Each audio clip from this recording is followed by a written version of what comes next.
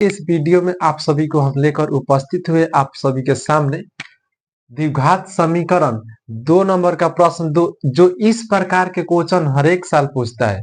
इसलिए हम उस क्वेश्चन को अलग से छांट कर उसे एकत्रित कर कर लाया हूं आप सभी के लिए। देखिए, कभी भी आप बोर्ड एग्जाम मैट्रिक क्लास 10वां में है, आप एग्जाम में बैठते हैं तो इस प्रकार के क्वेश्चन जरूर देखने को मिलता है और 2 नंबर में जरूर पूछता है। इसलिए आज के इस वीडियो में बिना किसी देर के इन सभी सवालों को हम करने वाले हैं। वीडियो के अंत तक बने रहेगा। चलिए इसे करते हैं स्टार्ट। देखिए, फर्स्ट नंबर में क्वेश्चन है कि द्विघात समीकरण 6x² माइनस एक्स माइनस 2 बराबर 0 के हल है। हल कहने का अर्थ यह हुआ हमें x का मान पूछ रहा है। इस समीकरण में हमें x का मान पूछ रहा है तो कैसे बनेगा। एक तो होता है गुणनखंड विधि से बना सकते हैं, सेकंड नंबर में द्विघात समीकरण का उपयोग करके बना सकते हैं। आप लोग द्विघात समीकरण जब पढ़े होंगे तो तमाम बातों को चर्चा वहां पर किया गया होगा। हालांकि यहाँ पर आप सभी को हम द्विघात समीकरण जो है इसमें x का मान ज्ञात करना है तो हम द्विघात सूत्र का प्रयोग कर कर बता दे रहे हैं। कैसे होगा समझिएगा। देखिए, हमारे पास फर्स्ट नंबर क्वेश्चन है उसे हल कर रहे हैं। यहाँ पर देखिए, 1 नंबर सवाल क्या है, 6x² माइनस में x और माइनस का 2 और बराबर में क्या है दोस्त 0 है। यही ना सवाल है, हमें x का मान बता देना है। तो जब भी आप x का मान ज्ञात करने के लिए द्विघात समीकरण द्विघात सूत्र के प्रयोग से चलेंगे तो वहां पर आपको a b c का मान ज्ञात होना चाहिए। क्या क्या चीज का हमने बोला, a b c का मान। तो देखिए, यहाँ पर आप लिख दीजिएगा, यहाँ बोलिए a का मान क्या है, a का मान क्या है 6 है तो लिखिएगा 6। और b का मान क्या है, b का मान क्या है दोस्त कुछ नहीं है तो आप 1 मान सकते हैं, 1 मान सकते हैं तो 1 लिख दीजिए। और बीच में क्या है माइनस तो माइनस दीजिए। एंड c बराबर, c का मान क्या है 2 और इसके सामने माइनस है तो माइनस दीजिए। तो बोलिए, जब भी आप लोगों को ध्यान में रखना होगा कि द्विघात सूत्र का प्रयोग जहां होगा वहां पर a b c का मान परिकलित करना होता है, a b c का मान बताना होता है क्योंकि सूत्र में मांगता है। तो a b c का मान हमने लिख दिया। वहां से आप लोग एक चीज पढ़े होंगे कि d बराबर एक सूत्र होता है, d बराबर सूत्र होता है b² माइनस 4ac। ये आप लोग पढ़े होंगे थ्योरी क्लास में, नहीं पढ़े होंगे तो ध्यान दीजिएगा। d बराबर पढ़े होंगे b² माइनस 4ac, ये पढ़े होंगे, ठीक है। अब यहाँ पर मान रख दीजिए। बोलिए b का मान कितना है -1 तो यहाँ पर रखेंगे -1 का होल स्क्वायर, फिर माइनस बीच में है तो दीजिए 4 गुने कुछ नहीं तो गुना देंगे। a का मान क्या है 6, फिर गुना देंगे। एंड c का मान क्या है माइनस का 2 तो यहाँ पर लिखिएगा माइनस का 2, ठीक है। अब बोलिए 1 का स्क्वायर क्या होता है, अर्थात 1 गुने 1 तो 1 ही होगा और माइनस 2 बार गुना होकर माइनस माइनस प्लस हो गया, ठीक है। अब देखिए गुना करें, 2 छक 12 और 12 चौक 48 और ये माइनस बना देगा इसको प्लस और यहाँ पर 48 हो जाएगा और 48 में 1 जोड़ेंगे तो हमारे पास 49 प्राप्त होगा। ये हमारा डी का वैल्यू मिल गया, डी का वैल्यू मिल गया। अब हम चलेंगे द्विघात सूत्र से। द्विघात सूत्र क्या होता है समझिएगा। यहां से यहां पर हल कर रहा हूं, यहां पर जरा गौर कीजिएगा, गौर कीजिएगा। देखिए, नहीं तो सबसे अच्छा है इसे हम मिटाकर डायरेक्ट डी का मान लिख दे रहा हूं, इसे मिटाकर, क्योंकि बनाने में आसान होगा। हालांकि जहां आप बनाएगा ये सभी बातें आप लोग वहां रखना होता है, ठीक है, रखिएगा वहां पर। चलिए, तो हमारे पास डी का मान कितना आया है दोस्त, डी का मान आ गया है 49, ठीक है। तो आप कॉपी पर 49 रखिएगा उसी प्रकार। अब हम लिखेंगे द्विघात सूत्र से। द्विघात जो चीज जो नियम से आप हल कर रहे हैं उसे तो लिखना होगा ना, तो द्विघात सूत्र से। तो बोलिए दोस्त, द्विघात सूत्र अर्थात x का मान ना, तो x बराबर होता है, सूत्र क्या कहता है -b plus minus root under d बाटा में 2a। ये आपका होता है द्विघात सूत्र। इस बात को आप याद रखिएगा कि होता है x बराबर -b plus minus root under d बाटा 2a होता है, ठीक है।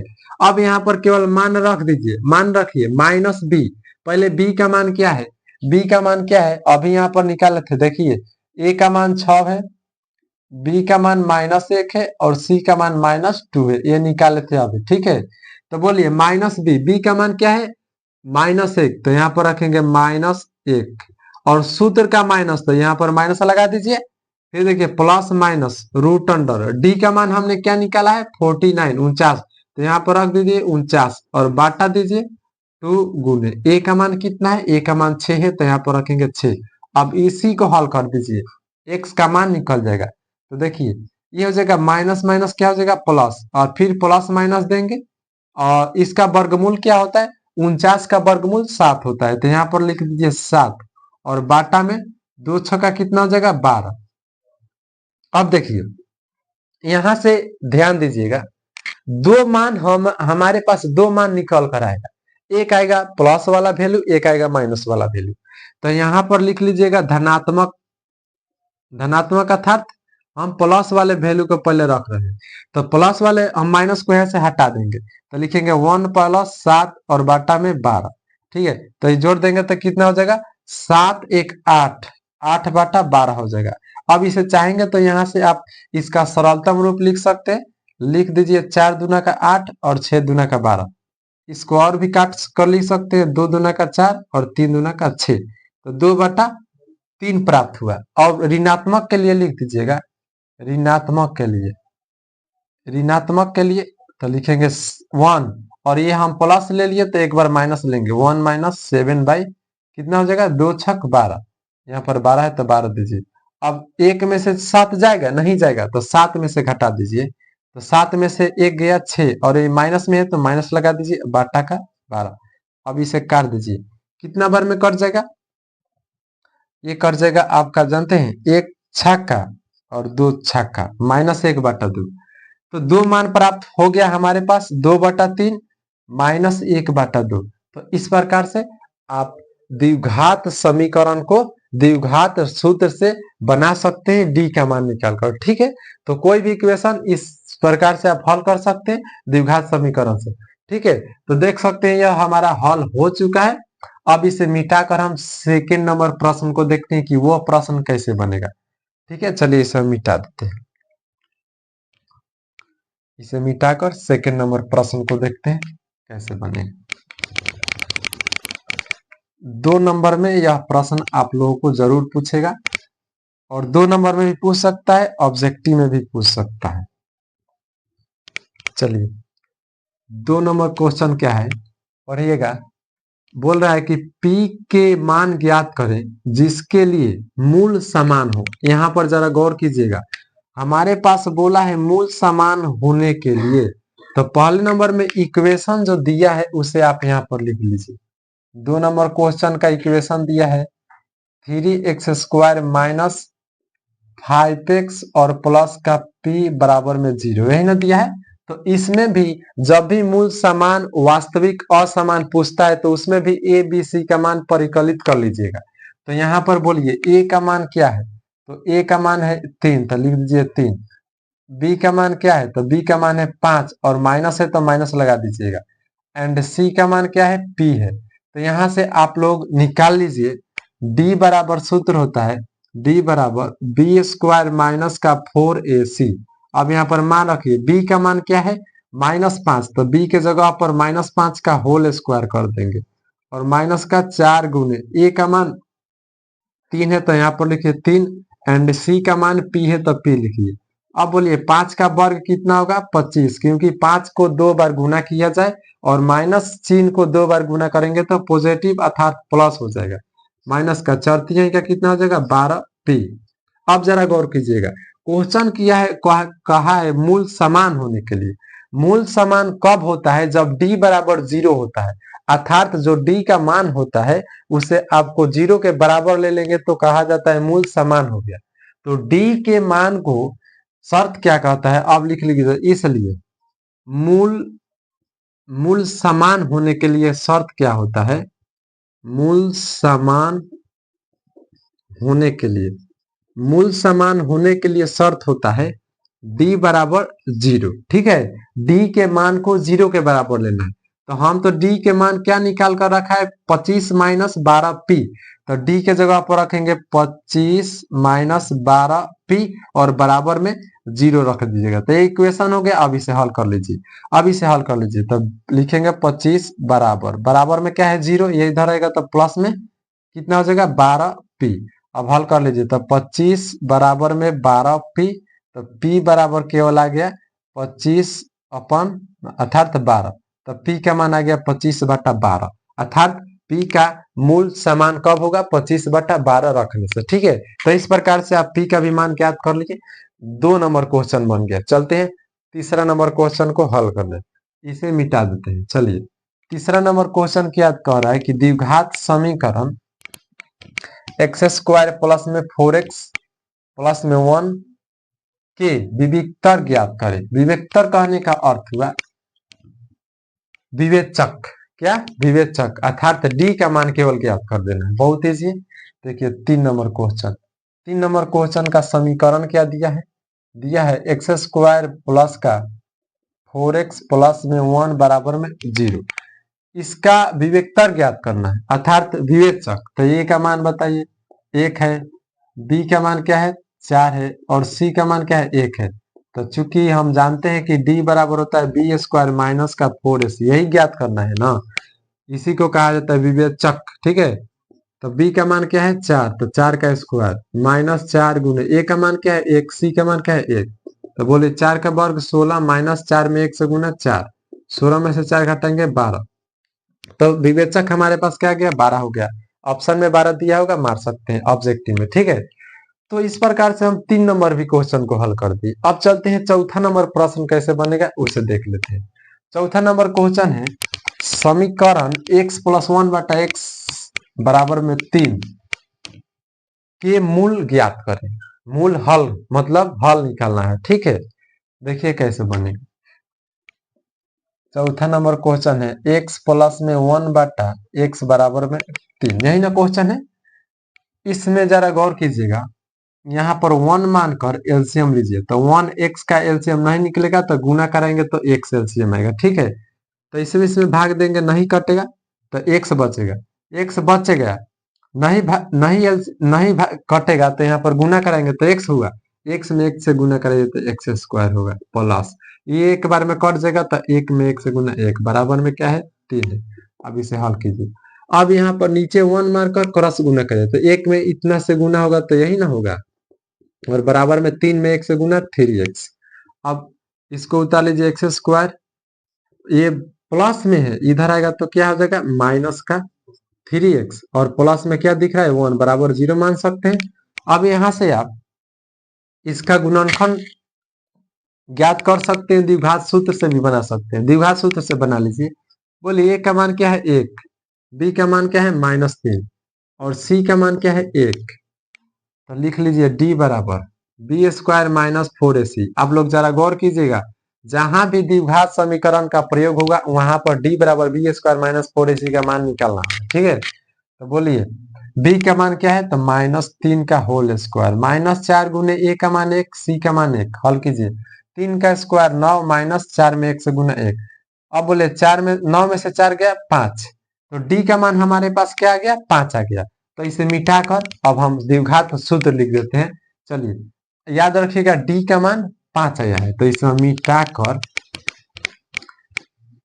इसे हम मिटा देते हैं। और बात याद रखिएगा इस क्वेश्चन में a का मान था कितना, इस क्वेश्चन में a का मान कितना था।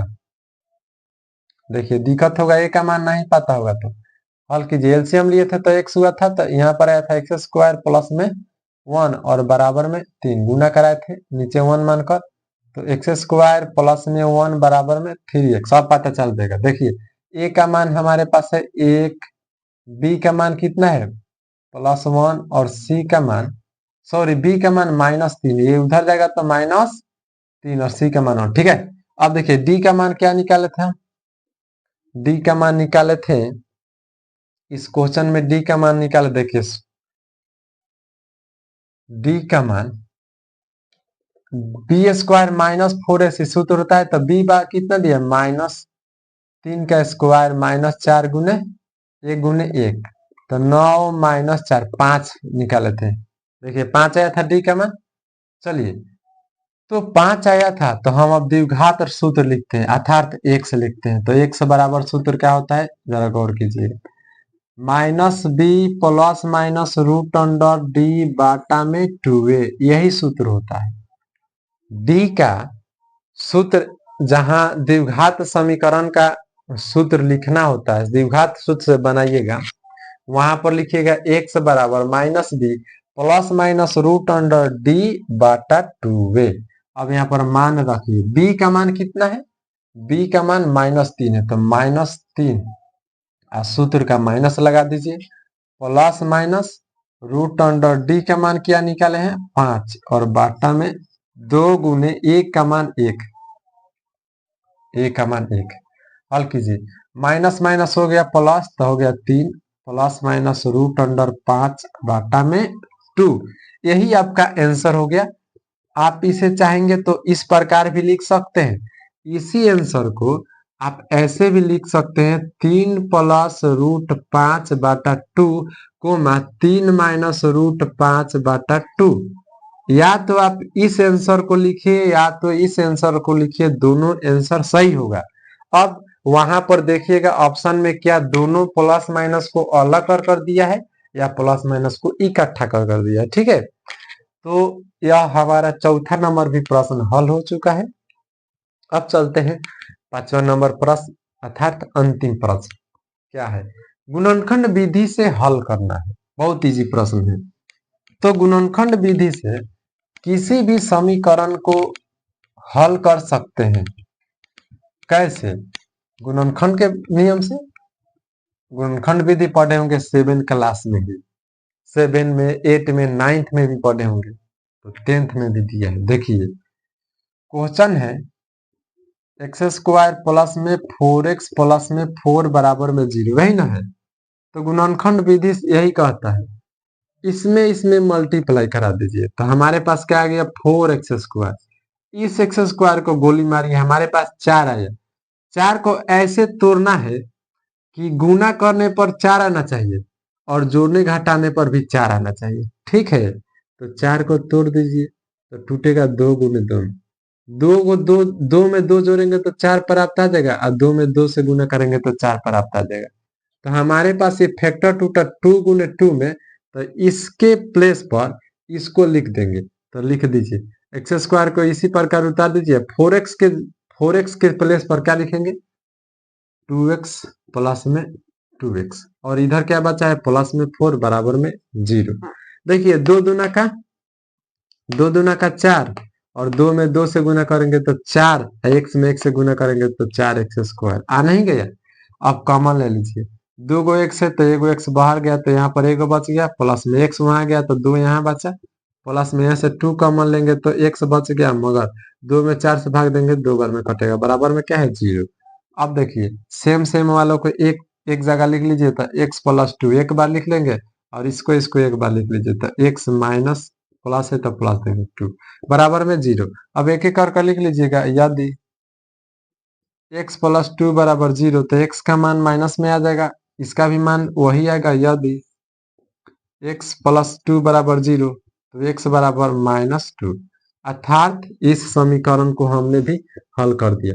इस प्रकार से आप 2 नंबर के प्रश्न को हल कर सकते हैं इस विधि से। जो भी हमने आज विधि बताया द्विघात सूत्र पूर्ण थी, इस समीकरण को हल, मूल कैसे ज्ञात करेंगे, गुणनखंड विधि कैसे ज्ञात करेंगे, जब मूल समान होगा कैसे ज्ञात करेंगे, तमाम बातों को हमने बता दिया। यदि वीडियो अच्छा लगा होगा तो अपने दोस्तों के पास शेयर कीजिएगा। आज के लिए इतना ही, बेस्ट ऑफ लक।